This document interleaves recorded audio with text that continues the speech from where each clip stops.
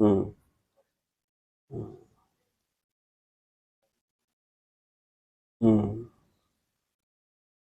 तो आप लोग जैसे घर में ऑफिस में बैठे रहते हैं ना, उनको जो नए आए हैं उनके लिए आप लोग तो करते ही हैं, तो भी ब्रीदिंग प्रैक्टिस, पेट खाना खाने के पहले उसको जोड़ लीजिए।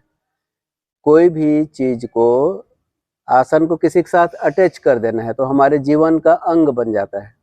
जैसे हम रोज तो ब्रश करते हैं, रोज नहाते भी हैं, रोज खाते भी हैं, रोज शौच भी जाते हैं, ये हमारे नित्य कर्म है ना।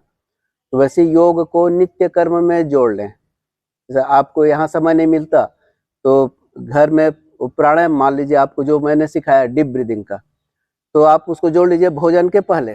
जैसे आपको 2 बजे भोजन करना है तो 5 मिनट पहले डीप ब्रीदिंग कर लीजिए, 2 राउंड, 3 राउंड, 5 राउंड। कोई भी चीज को किसी के चीज के साथ जोड़ लीजिए तो आपको छूटेगा नहीं, क्योंकि भोजन तो छूटेगा नहीं। वैसे ही प्राणायाम है तो सोने के पहले आप कर सकते हैं उसको, कोई भी चीज को, तो हमारे जीवन का अंग बन जाता है। तो ये, और योग हम जो यहाँ पर करवाते हैं, आप घर में जो करेंगे वो प्रोडक्टिव योग है। आप हल्का गार्डनिंग कीजिए, वॉकिंग कीजिए, घर का कुछ काम कीजिए। आप नहा रहे हैं तो अच्छे से उसको, अच्छे ये हो गया ना, आप ऐसे ऐसे पीछे रगड़ेंगे तो हो गया। आप अपने सामान जो सोप केस है उसको ऊपर में रख लीजिए ऐसा, तो आप जब भी उठाना है तो ऐसे, जब उठ के उठाएंगे तो आपका हो गया ताड़ासन। झुकना है तो फिर ऐसे झुक लीजिए, मान लो बाल्टी यहाँ पर है तो ऐसे मत झुकिए, तो बाल्टी को ऐसे करके उठाइए, इधर रख दीजिए, ऐसे करके उठाइए, आपका हो गया त्रिकोणासन। ये सब प्रोडक्टिव योग है। घर का कुछ भी काम करेंगे तो अपना कपड़ा धोना चाहिए कम से कम। मैं तो अपना कपड़ा 1 जोड़ी रोज धोता हूँ। अपना पालथी मार के बैठ गए, ऐसे किए तो हो गया आसन।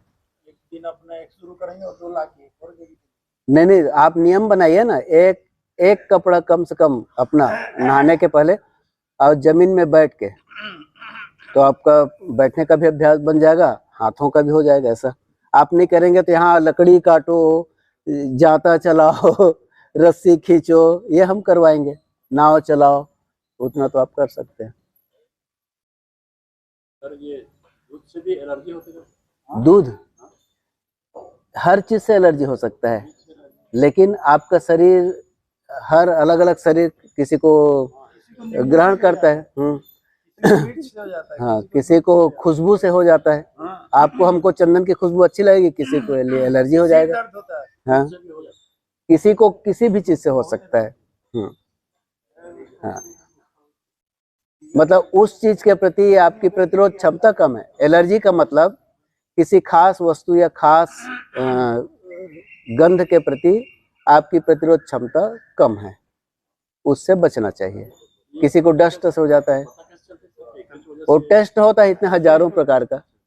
एक तो आप खुद टेस्ट कीजिए कि क्या खाते हैं, क्या पीते हैं, क्या सूंघते हैं, तो शरीर में कोई असर पड़ रहा है, अस्वाभाविक असर हो रहा है, या आपको पता नहीं चल रहा है किससे एलर्जी होता है। तो स्किन में एलर्जी टेस्ट होता है इतने, एलोपैथी में नाना प्रकार का, वो आपको इसको लगा लगा के देखेंगे किस चीज से रिएक्ट हो रहा है, फिर आपको देखेंगे हाँ इससे शरीर में रिएक्शन हो रहा है, तो फिर वो आइडेंटिफाई करते हैं आपको इस चीज से एलर्जी है।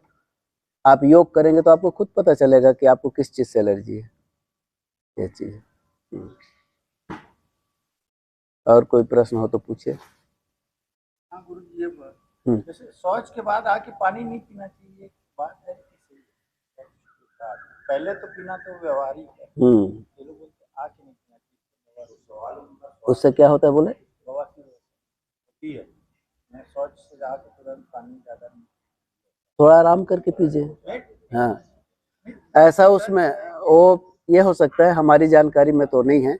शौच के पहले पानी पीना चाहिए, और सुबह वैसे भी पानी पीना चाहिए, क्योंकि जो सुबह पानी पियेंगे ना तो अमृत के समान है। उषः काले अमृतम वारी, जीर्णे वारी बलप्रदम, विश्वत भोजनांते च भैषज्यम रोग पीड़िते। जो सुबह हम सोकर उठ के पीते हैं ना पानी, वो अमृत के समान है। खाना पचने के बाद जो पानी पीते हैं, डाइजेस्ट होने के बाद, वो बल प्रदान करता है। जीर्णे वारी बल प्रदम, विश्वत भोजनांतेज, खाना खाने के तुरंत बाद पियेंगे तो जहर का काम करता है। जहर मतलब आपको पाचन में डिस्टर्ब होगा, क्योंकि आपका जो एसिड को डाइल्यूट करेगा। और भैषज्यम रोग पीड़ित है, बीमार हैं तो तो दवाई का काम करेगा, तो उस समय खाली पानी पीना चाहिए। हाँ,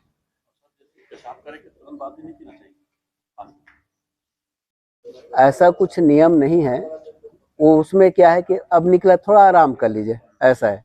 जैसे दौड़ के आए हैं तो थोड़ा रुक जाइए, फिर पानी पीजिए। तो शरीर का जो तापमान है ना, उसको धीरे से मेंटेन करना है। पानी का जो ये है लेवल है, उसको धीरे से मेंटेन करना है, इकट्ठा नहीं। ऐसा है।